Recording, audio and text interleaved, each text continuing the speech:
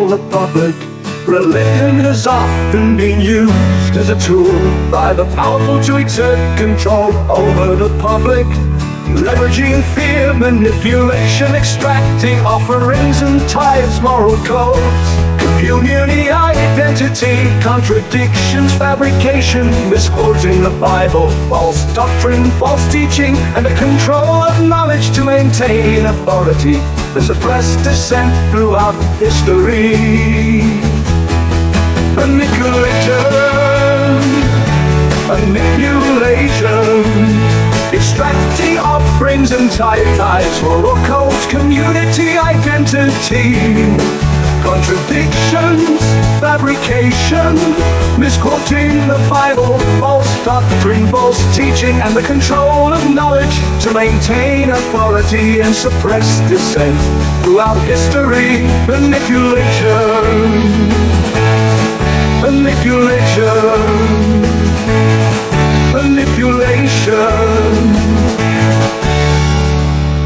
Manipulation and suppress dissent throughout history. Exposing religious lies, religion invented by the powerful to control the public. Religion has often been used as a tool by the powerful to exert control over the public, leveraging fear, manipulation, extracting offerings and tithes, moral codes, community identity, contradictions, fabrication, misquoting the Bible, false doctrine, false teaching, and the control. In some churches, and the fact that you are taught how to commit these fraudulent miracles.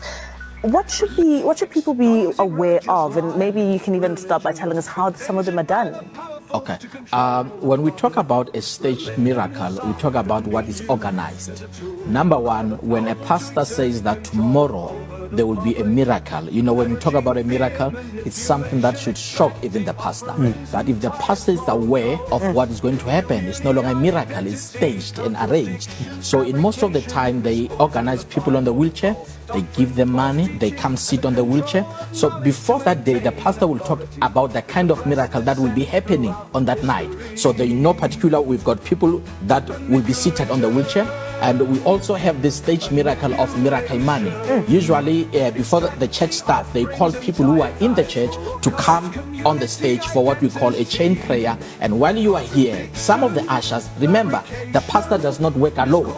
It's a mafia, it's a syndicate in the church. So they work with the ushers, they work with those the car guards outside. So once people are here in front, those ushers, they will insert money in people's bags as we are praying, closing our eyes. Now when the prophet comes on stage, he says there's a miracle money, check your bags. Once you open your bag, you will see the money and you don't know where that money come from. It was arranged. In other instances, they collect information. Once you sit in the church, those ushers ask you, where do you come from? What's your name? What's troubling you? So they collect information, they send it through WhatsApp to their pastor. So that is the reason why most of these cult pastors, they come to church late, because they have to receive data first. The data that they will use to prophesy people. Once they have gained, let's say 20 people with information, what is troubling you, they come on stage, they've rehearsed your name. And when they call your name, especially our brothers from outside the country, they speak as if they don't know how to pronounce your name. So you think it's authentic while it was organized. So this is like a play, it's like a stage play. Yes. Okay, so what was the turning point in your life? What made you go,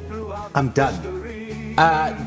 My background as a pastor's kid who looked up to his father, who have been in the ministry all along, being authentic to God, it became a voice that spoke to me and said, this is not the kind of life that you should live, because once you have joined, you are living a secret life.